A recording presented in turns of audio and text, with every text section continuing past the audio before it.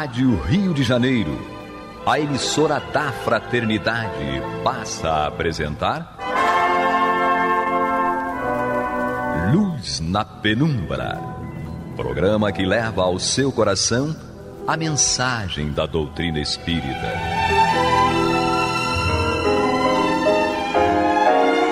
E agora, com vocês, Aloísio Guigino, Fátima Miranda e Eduardo Araújo, para o estudo da obra O que é o Espiritismo, de Allan Kardec. Estamos aqui novamente, eu, Aloísio, comigo, Eduardo Araújo, e com ela. Ela aqui está em espírito, ainda não fisicamente. Vai materializar. Daqui a pouco ela materializa. E nós estamos estudando essa obra, O que é o Espiritismo, no capítulo 3. Nós estamos, o capítulo 3 é a solução de alguns problemas pela doutrina espírita. E nós estamos no tópico, certo? O homem depois da morte. E hoje... Uma má notícia e uma boa notícia, né? Uma eu má vou deixar você boa. dar as duas.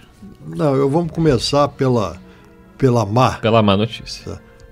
Nós hoje vamos conversar aqui a respeito da última pergunta desse capítulo 3, a última pergunta desta obra, 162. E a boa notícia, né?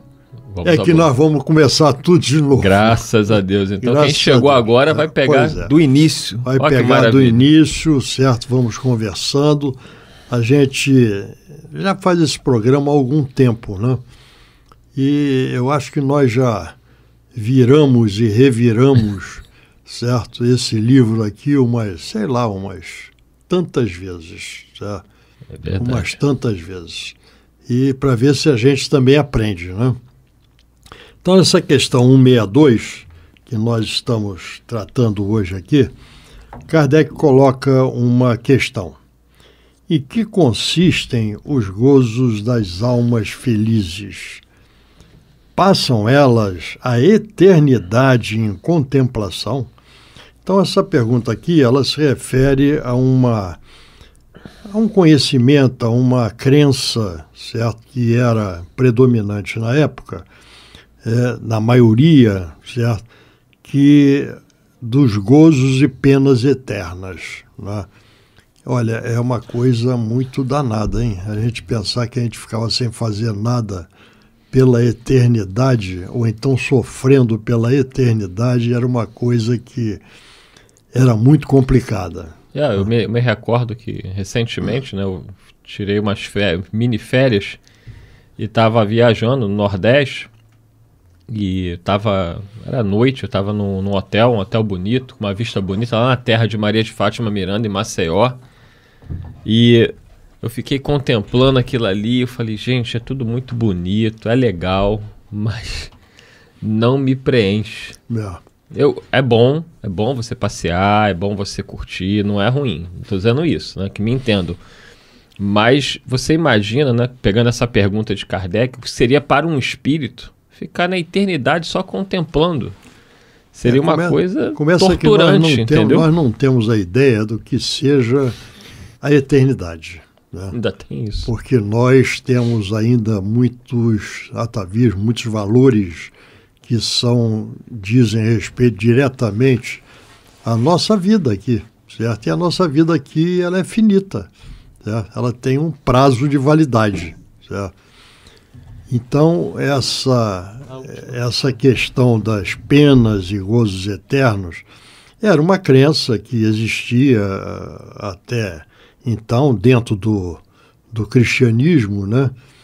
E que Kardec, com o advento do espiritismo, ele nos mostra, através do processo de reencarnação, que há uma progressão contínua, certo? Um progresso contínuo. A lei do progresso é uma das leis naturais e que se aplica a toda a criação e é eterna e imutável, porque as leis de Deus são eternas e imutáveis. Então, dentro desse pensamento, dentro desse conhecimento que ainda prevalecia essa época, lembrando que essa obra que nós estamos estudando ela foi editada quando da existência apenas e somente do Livro dos Espíritos, que veio revolucionar o conhecimento espiritual do homem, né? Então, com isto, ainda era muito arraigado, muito forte essa crença, né, das penas e gozos eternos. Então, isso é que Kardec pergunta: se passam eles em eterna contemplação. Só um detalhe antes de você continuar a leitura: uma alma feliz, conforme a pergunta, acaba de adentrar o estúdio. Seja bem-vinda, Maria de Fátima Miranda. Deus seja louvado. Você estava contemplando alguma coisa? Estava. Estava a natureza, as plantas lá do jardim. Então, graças a Deus. Isso aí. E o que elas te contaram de bom? Que são felizes enquanto plantas.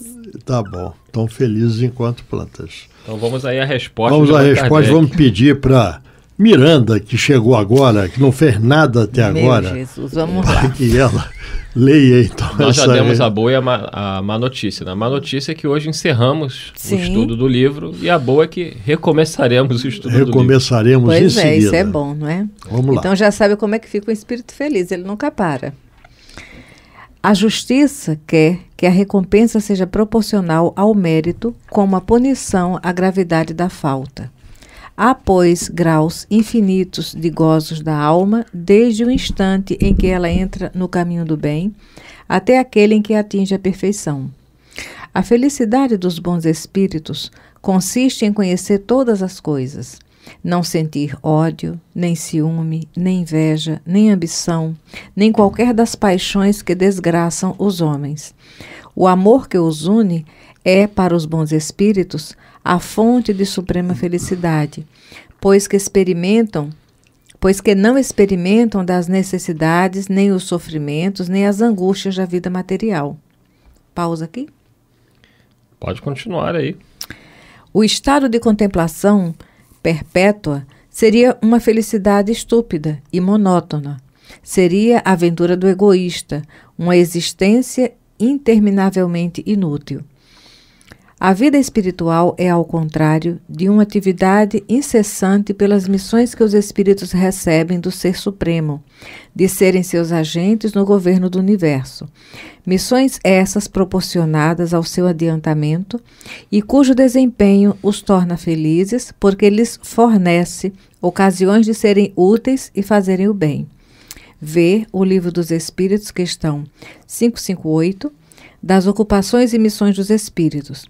Revista Espírita, de outubro de 1860, Os Espíritos Puros, Morada dos Bem-Aventurados, idem, junho de 1861. Senhora Anaí Gordon. Aí tem uma observação. A observação deixa então, por depois. Prontinho. Vamos fechar aqui o nosso livro com esta observação. Certo? Eduardo, algum comentário? Eu acho que os espíritos foram muito felizes, né, nesse sentido de mostrar mais uma vez essa ilusão que nós trazemos de esperar, né, da vida espiritual o que muitos companheiros nossos esperam, né? Se nós formos conversar com nossos irmãos católicos, evangélicos, eles esperam realmente a questão do paraíso. Só que eles não conseguem definir o que seria esse paraíso, o que é estar no paraíso. E passa-se uma imagem, até é interessante que as imagens que a Igreja Católica divulga, tem nas suas igrejas, são dos anjos com aquelas harpas, aquela contemplação belíssima de cenários paradisíacos. Mas, quando nós paramos para fazer essa comparação com a vida humana, nós vemos que a felicidade não estaria nisso. Seria um tédio, seria algo que realmente não teria o menor sentido para um espírito viver a eternidade nessa contemplação inútil. Quando Jesus já dizia no Evangelho que ele trabalhava e o Pai também trabalhava. Ué, se Deus trabalha, como é que nós vamos ficar numa contemplação inútil? E aí eu volto ao exemplo da nossa vida. Eu me recordo que eu atendi certa vez um médico e ele tem uma vida financeira muito confortável, só que ele estava em depressão. E a gente sempre acha que ter dinheiro é ter felicidade. Não necessariamente. Aliás, normalmente não. Até pelas preocupações que a pessoa acaba desenvolvendo. Mas ele me falou algo interessante. Quem de nós, né, não gostaria, como a Maria de Fátima Miranda, de morar de frente para o mar? Né? Amanhecer o dia, ir na sua janela e olhar o mar, as ondas. E ele dizia o seguinte, que o barulho das ondas incomodava ele. Então, o que para nós seria uma contemplação, né? Eu adoro olhar o mar. Eu não posso nem julgá-lo, né? O Vinícius está ali assustado, mas é verdade. Eu não posso nem julgá-lo porque, assim, ele já mora há anos de frente para o mar. Então, não sei se eu morar 10, 15 anos, se eu também posso... Mas eu acredito que pelo estado de espírito dele, a simples contemplação de todos os dias poder olhar o mar já estava o incomodando. O barulho das ondas o incomodava. Aloysio Guigino, é verdade. Agora imagina a contemplação inútil e eterna no mundo espiritual. Você mesmo, no início do programa, você deu um depoimento de que você tirou férias, né? Foi viajar, foi conhecer, ou participar, ou viver, né? Não fazer nada durante algum tempo, e no final das contas você já estava cansado daquilo. Entediado. Então nós vemos que nós precisamos de nos ocupar e nos ocupar fazendo alguma coisa de bem, e não nessa vida contemplativa, né, que nos é oferecido. E com a doutrina dos espíritos, com a afirmação da justiça e da misericórdia divina através da reencarnação, através das oportunidades que a reencarnação nos oferece, nós vemos que isso não é uma realidade, porque nós não teríamos o que fazer e a nossa existência passaria a ser inútil, tá? Quando, na realidade, nós vivemos para termos ou fazermos ou produzirmos alguma coisa de utilidade.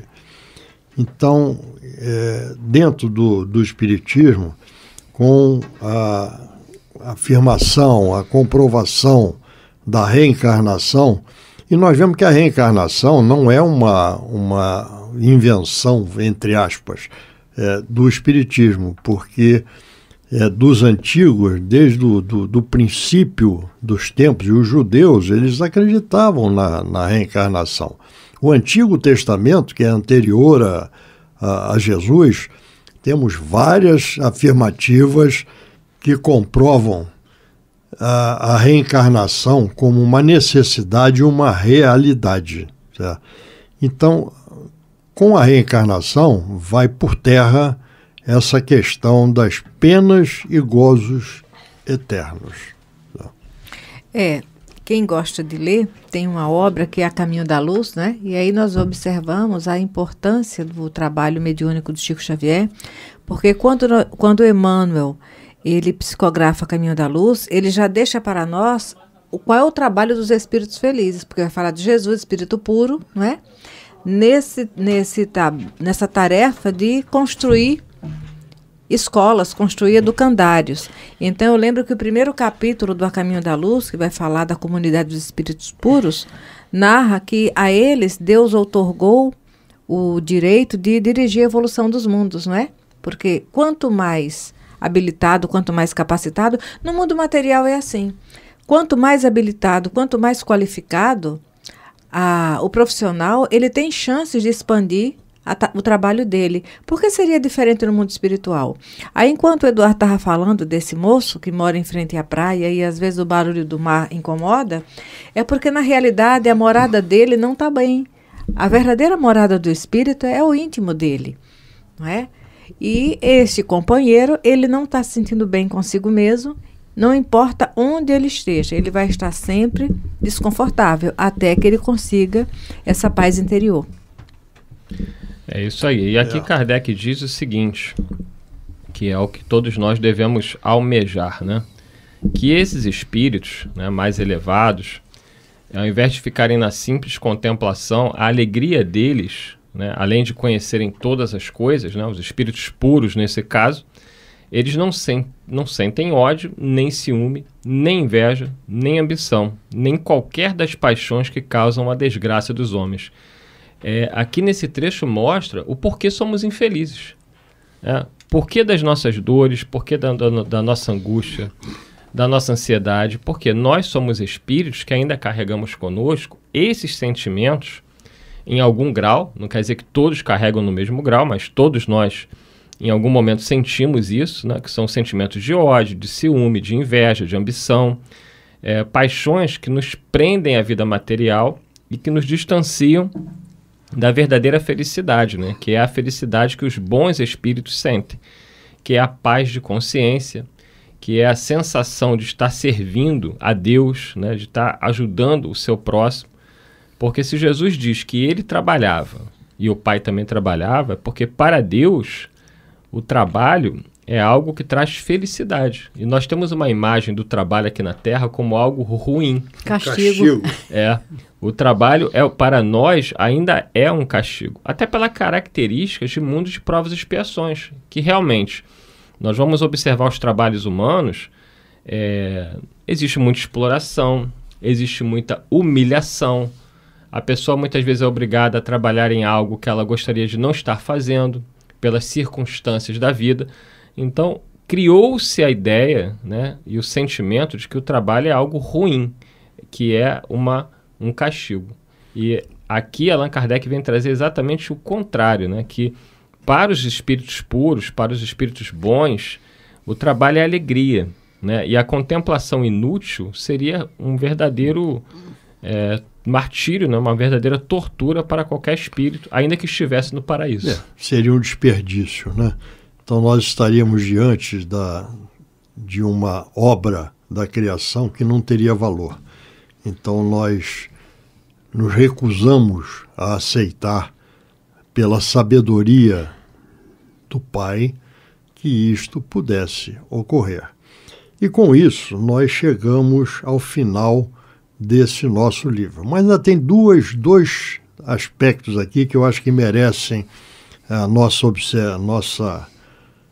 atenção. Tem a observação aí. Tem essa observação. Você falou em observação e tem uma observação de Kardec encerrando. Essa observação, você pode ler para nós, Miranda, essa observação? Vamos lá. Convidamos os adversários do Espiritismo e os que não admitem a reencarnação a darem dos problemas acima apresentados uma solução mais lógica por outro princípio qualquer que não seja o da pluralidade das existências. Quer dizer, explica o que é que acontece fora dessa ótica da reencarnação. Não tem como, não é? Então, essa obra aqui, Kardec se propõe, entre outras coisas aqui, a solução de alguns problemas pela doutrina espírita. E esses problemas que Kardec busca a explicação através da doutrina, é que nos levam ao entendimento da proposta dos espíritos quando nos colocam essa doutrina ao nosso alcance para que, pelo entendimento, nós possamos trabalhar e progredir. Não existe uma opção, uma solução, uma escolha melhor do que o da reencarnação para que nós possamos entender a misericórdia e o amor do Pai por todos nós. São as oportunidades que nós temos para crescer e crescer. Corrigir. Não corrigiu? Volta para corrigir. Não corrigiu? Volta para corrigir. É uma questão no Livro dos Espíritos que Kardec pergunta, mas quantas encarnações nós precisamos para chegarmos a este estágio de perfeição? E a resposta dos Espíritos é muito objetiva. Tantas quantas forem necessárias, certo? Então nós, através da reencarnação, teremos o progresso contínuo. E na natureza, na criação, tudo evolui incessantemente. Do átomo ao arcanjo, que também já foi átomo. E com isso, então, nós terminamos a conversa a respeito do conteúdo dessa obra. Mas tem uma coisa aqui que é muito importante também, que nós lembremos. Quando nós estamos procurando conhecer melhor e temos alguma dúvida a respeito de algum ponto, nós temos aqui, ao final dessa obra, um índice geral, por ordem alfabética.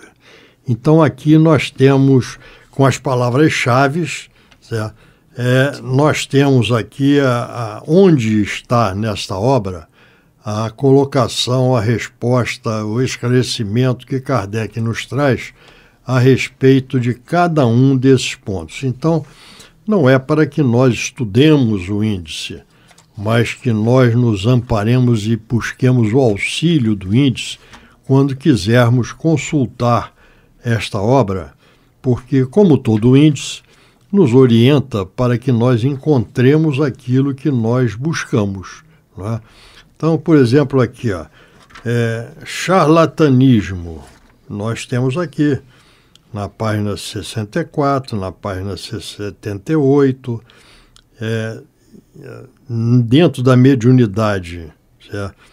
Na 110, 204, então nós pegamos aqui as referências, as orientações para que nós possamos encontrar aquilo que nós buscamos para que tenhamos a oportunidade do esclarecimento de nossa dúvida.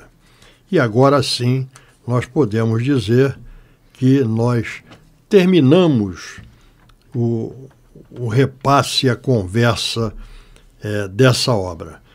Eu queria sugerir que nós não começássemos hoje, novamente aqui. Até porque o tempo já foi. O tempo já praticamente já se esgotou, né? Sim, semana que vem iremos dar início ao reinício do estudo de um livro que é o Espiritismo. É isso mesmo.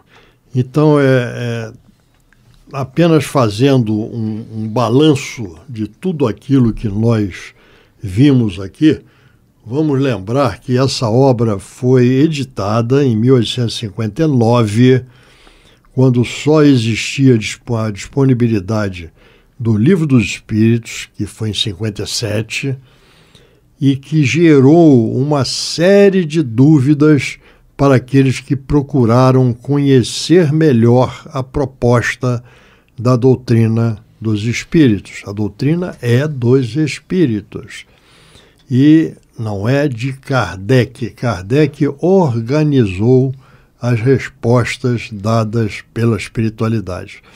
Então, Kardec editou essa obra com perguntas e respostas, com conversas, com situações, com argumentação, para que nós pudéssemos alcançar um conhecimento, um entendimento mais amplo e mais objetivo do que é o Espiritismo. O próprio título da obra nos remete a essa proposta. O que é o Espiritismo? É isso aí. Dito isto, só temos a agradecer por todos vocês que nos acompanharam ao longo do estudo desta obra fundamental, muito importante, segundo Allan Kardec, aquela que deve ser primeiro lida em relação à nossa doutrina. E com a alegria de saber que na semana que vem você que está nos acompanhando poderá recomeçar o estudo conosco, desde a primeira linha do livro que é o Espiritismo. Até lá. Que Jesus nos conduza. Até a próxima, se Deus quiser, Muita e Ele paz. há de querer. Muita paz. Você está ouvindo o programa Luz na Penumbra.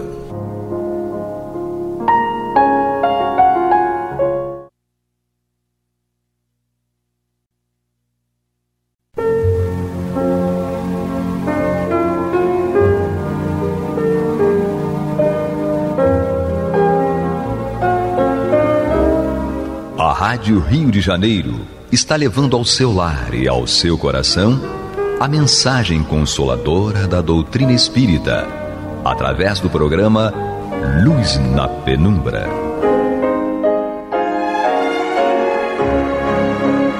E agora com vocês, Bill Fabiano e Renato Souza, para comentar os textos da Revista Espírita de Allan Kardec no período de 1859 a 1869. Olá, queridos irmãos e irmãs da Rádio Rio de Janeiro, a emissora da Fraternidade.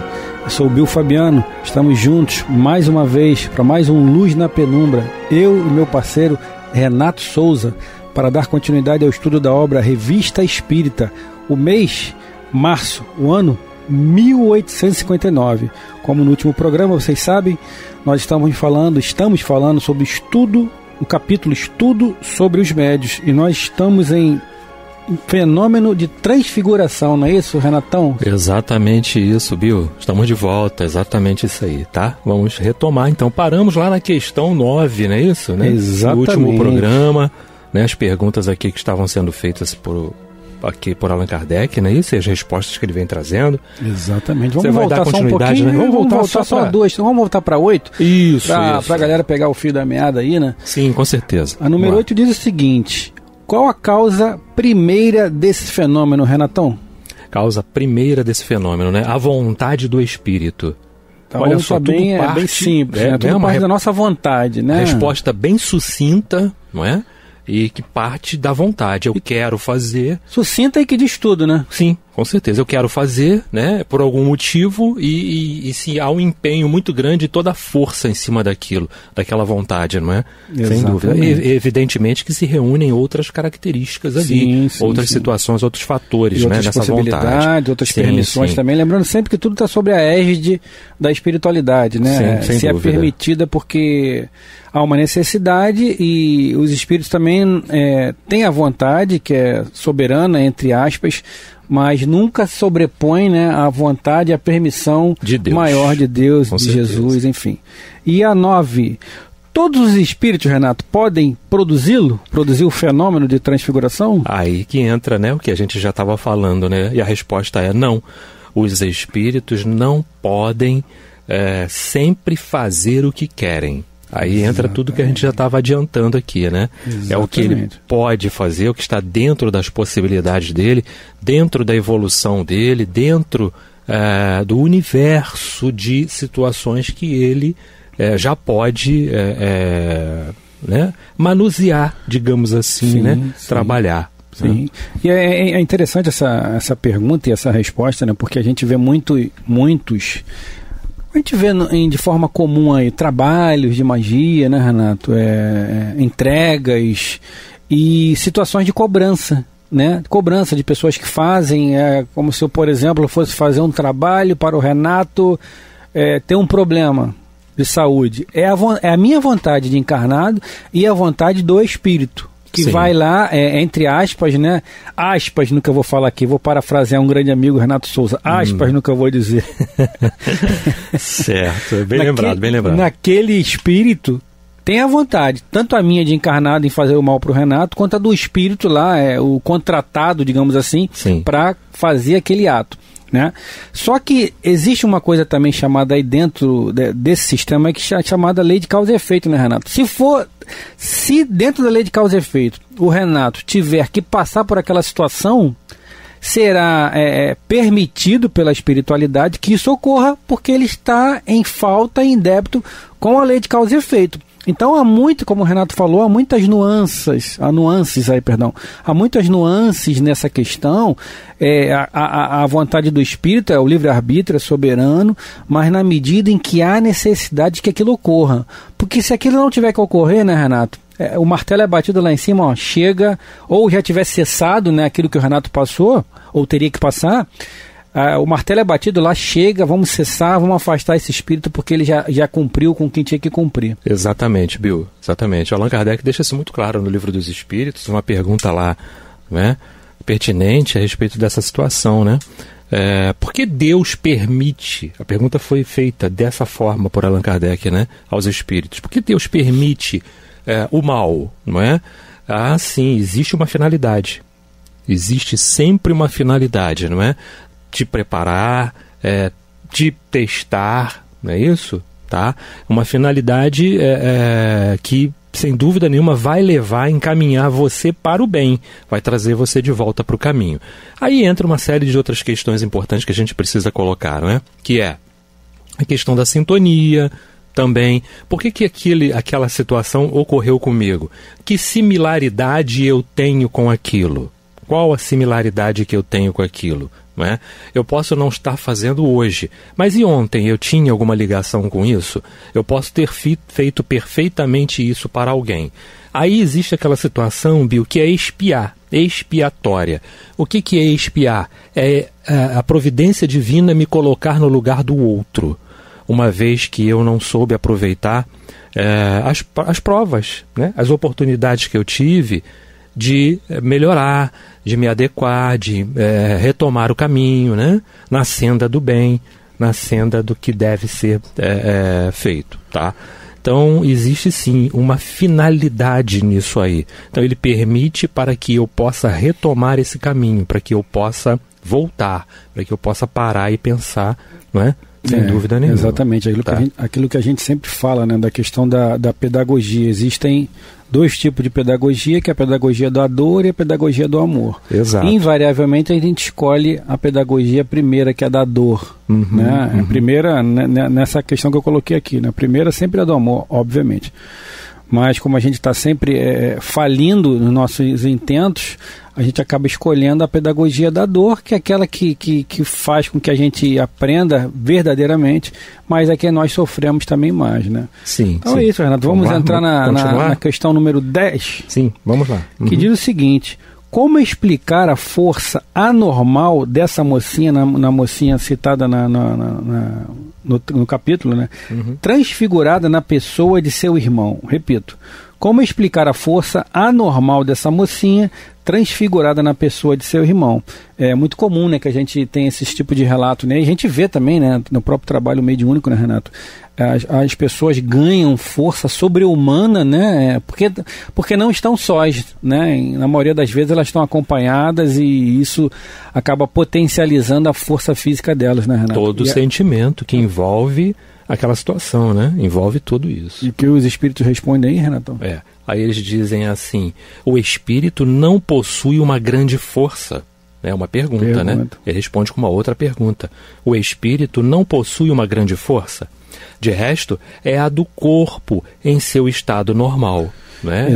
É aquela potencialização que ocorre por causa da força que esse espírito exerce, né? Exatamente. E normalmente quando se dá esse tipo de situação, né, com o espírito ainda muito materializado, né, um espírito muito... não teria outra palavra, mas a questão é enraizado mesmo na matéria, né? Ele tem muita ectoplasma, né? Ele tem muita força física, entre aspas, então isso acaba se potencializando. Porque os espíritos que têm uma energia mais etérea, né? Mais modificada já mais depurada, eles não causam nenhum tipo de mal-estar, né? Sim. E não trazem nenhum tipo de força física, porque a força deles é moral, a questão deles é toda moral.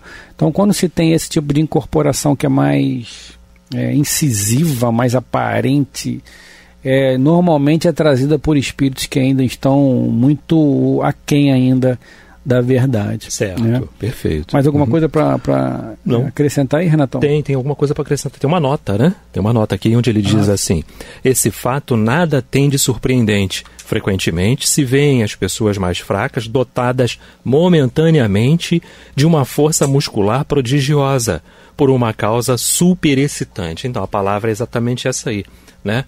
Uma causa superexcitante, tá? Que ocorre.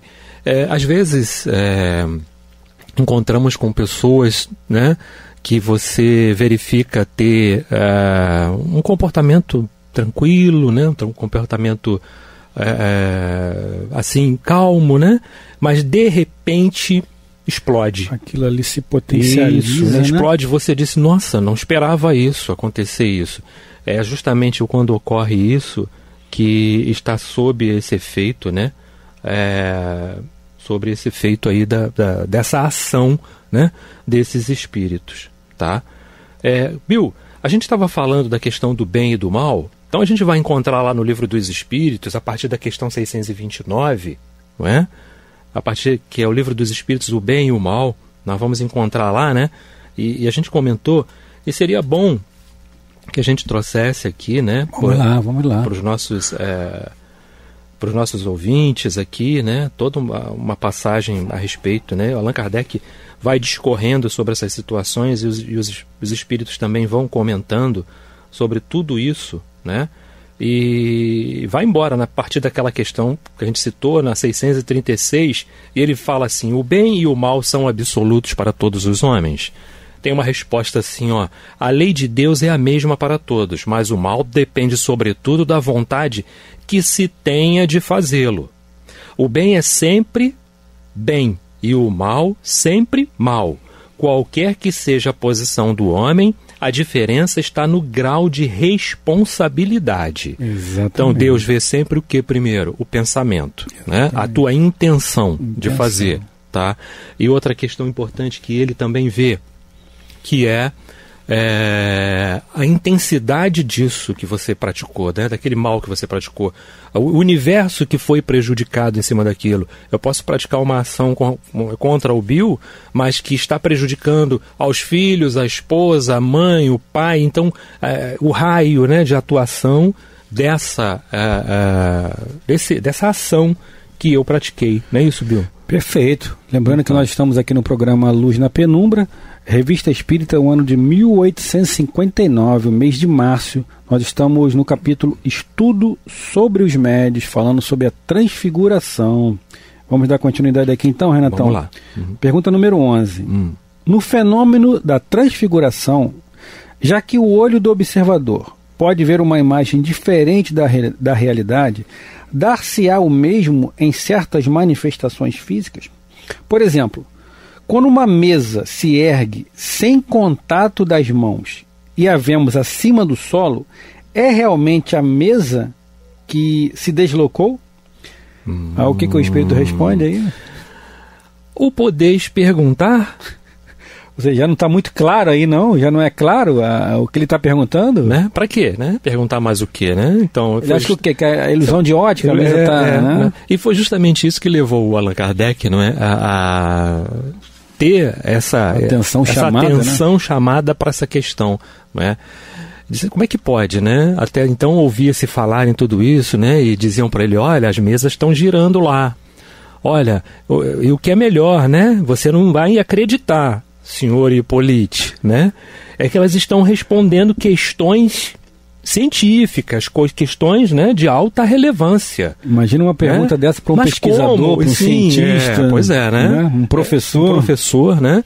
E tal, né? Um tanto quanto ortodoxo. Sim, totalmente. E para poder abrir todo esse canal e todo esse conhecimento dele, justamente, e alinhar, né? E alinhavar com a ciência. Exatamente. Alinhavar com toda a estrutura, com tudo que ele já tinha angariado para si de estudo e que ele seguia, não é? De toda essa parte pedagógica, né? Digamos assim.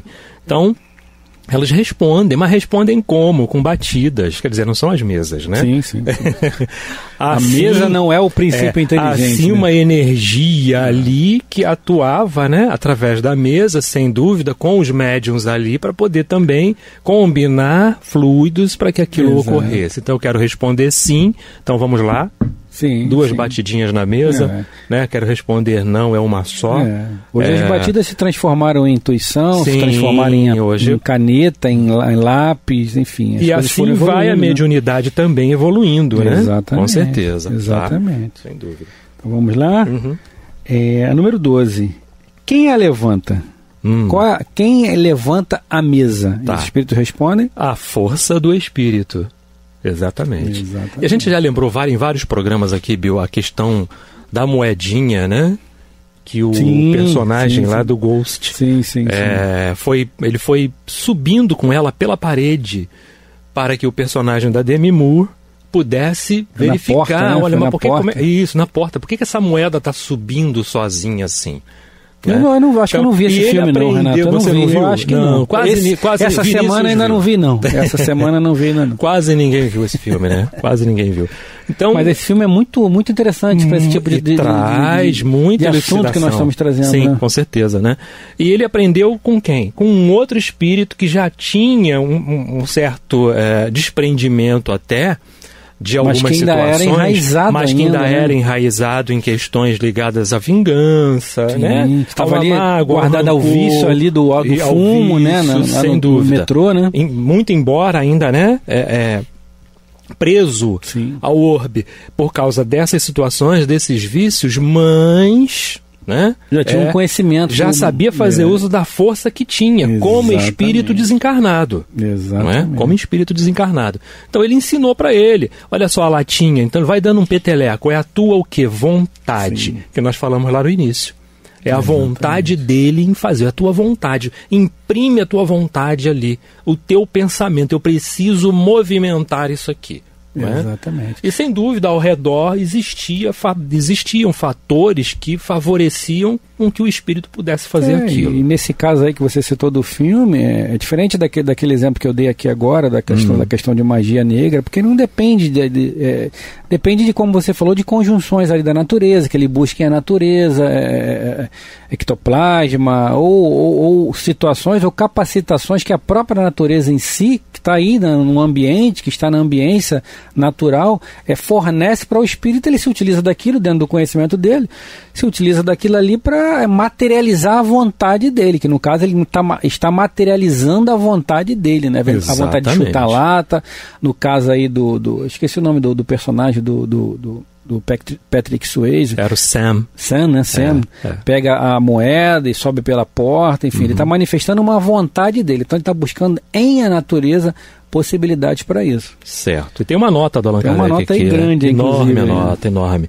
Vamos dividir? Vamos dividir, lá. Então vamos lá. Esse fenômeno já foi explicado por St. Louis, ou São Luís, como quiserem. Não é isso, Bill? Eu não sei falar esse idioma. E tratamos essa questão de modo completo nos números de maio a junho de 1858, lembrando que Revista Espírita ano par, não é isso? São lá com nossos irmãos aí, Amaury Santos Neto e Astênio, não é isso? Exatamente. Tá? Do estudo dessa revista é com eles, tá? E a gente pede licença para tocar nesse assunto aqui.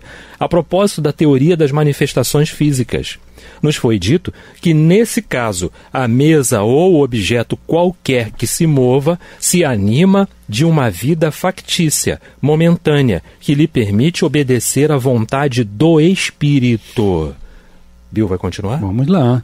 Certas pessoas quiseram ver no fato uma simples ilusão de ótica, que, por uma espécie de miragem, as fariam ver uma mesa no espaço, quando realmente estava no solo. Se assim fosse, não seria menos digna de atenção. Ainda se fosse isso, uma ilusão de ótica, teria que ter chamado a atenção das pessoas, porque algo diferente estaria acontecendo. Com certeza, né? Fora do normal, aspas, entre aspas, fora do normal, né, estava acontecendo. E algo que carecia realmente de você observar. De uma atenção. De uma atenção. Isso aí.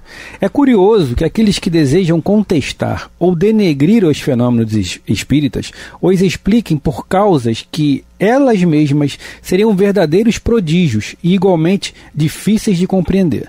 Ora, por que tratar o assunto com tanto desdém? Se a causa que apontam é real, por que não as aprofundam? O físico procura conhecer a razão do menor movimento anormal da agulha imantada. O químico, a mais ligeira mudança na atração molecular. Por que então se veria com indiferença fenômenos tão estranhos como esses que falamos, ainda que resultassem de um simples desvio do campo visual ou de uma nova aplicação das leis conhecidas? Isso não tem lógica. E foi o que o Kardec fez, né? Com certeza. Como um homem físico, como um cientista, como um professor, como você falou, você usou a expressão como um cético, você usou a expressão... eu não me recordo agora, mas... Ortodoxo, né? Ortodoxo. Sim, sim. Ele não poderia sair, o Kardec, professor Rivaio, ou Rivail, estão levantando uma mesa ali, mas o negócio é firme, pode acreditar. Beleza, vou acreditar. Ele poderia não ter existe. Dado as costas. Ou então acreditar de pronto, isso não existe. Tem que se pesquisar. Por que aquela cor ali, daqui do estúdio, é azul? Bom, é azul porque há uma conjunção de fatores ali, é a luz do sol que penetra, enfim... Alguma coisa tem que ter uma explicação. Então ele foi buscar essa explicação. E teve até um momento aí, no analisando o fato aí de um tempo atrás, foi falado sobre isso, né? E Kardec foi escolhido, foi pensado no astral, logicamente preparado para isso, para ser o codificador, o difusor da doutrina cristã espírita. Aí eu até citei num comentário lá, não estava no programa, mas estava no comentário lá, comentando, assistindo, que o próprio Kardec, conversando com o Espírito da Verdade, lá na introdução do Livro dos Espíritos, ele questiona: e se eu falir, né? E se eu não conseguir? O Espírito de Verdade, ou da Verdade, é bem claro com ele. Outros estarão sendo preparados, outros estão prontos para vir em substituição. Até eu coloquei no comentário. Mas, obviamente, Jesus sabia que ele não iria falir. Porque aí o Eduardo até trouxe uma questão do Livro dos Espíritos, que eu não lembro agora qual é, que os espíritos, ou a espiritualidade, não tem dúvidas. Quando aquele espírito é o chancelado realmente, quando já alcançou uma evolução, uma certa evolução, né? Não estou falando da gente, né? Não. Que a gente só tem dúvida. Pô, será que o Bill e o Renato vão conseguir? Será que é comigo mesmo isso? Aí a gente suscita dúvidas para os espíritos. Mas há espíritos, de acordo com a escala espírita, né, que já não tem mais dúvida. Eles são marcados para aquela missão, eles vão cumprir a missão. Mas a dúvida que o Kardec tinha, obviamente, foi por conta do véu, do esquecimento. Ele tinha receio, porque era uma coisa desconhecida, né, sobretudo nessas questões físicas, né? Pô, o cara é um cientista, o cara é um professor, vai acreditar em mesas voando ou mesas respondendo.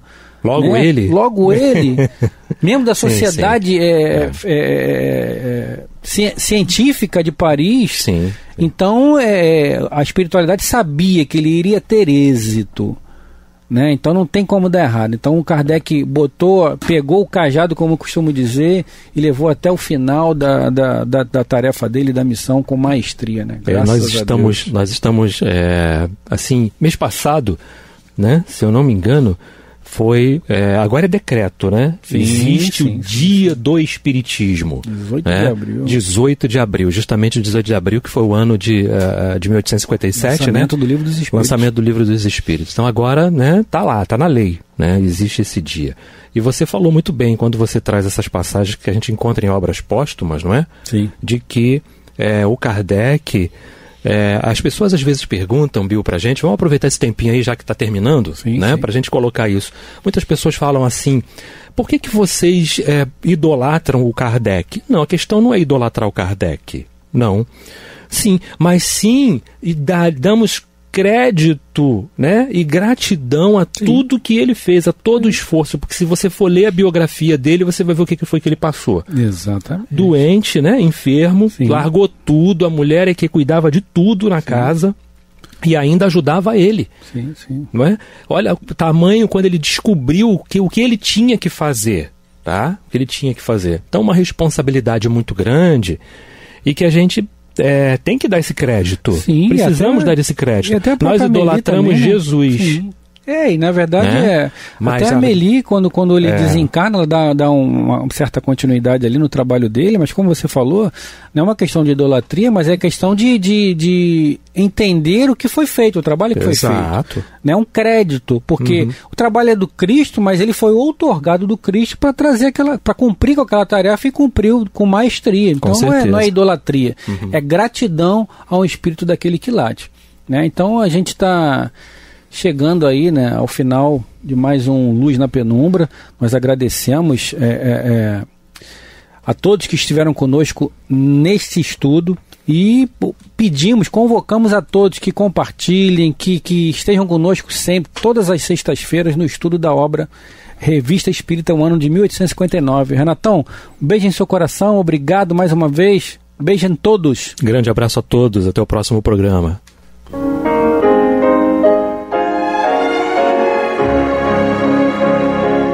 E vamos ouvir agora a prece de encerramento de nosso programa, na voz de Geraldo de Aquino. Jesus, dá-nos coragem para a luta, piedade para os insultos e misericórdia para as injustiças e ingratidões. Limpa nossa alma de inveja e ambições mesquinhas, de ódio e de vingança o nosso caminho. E que dentro em pouco, ao recolher-nos de novo ao calor do nosso leito, para que o sono nos dê a paz e o esquecimento das tristezas humanas, possamos sentir, Senhor, no mais íntimo de nosso ser, a doçura indefinível do Teu amor e a grandeza incomparável da Tua divina presença. Que assim seja.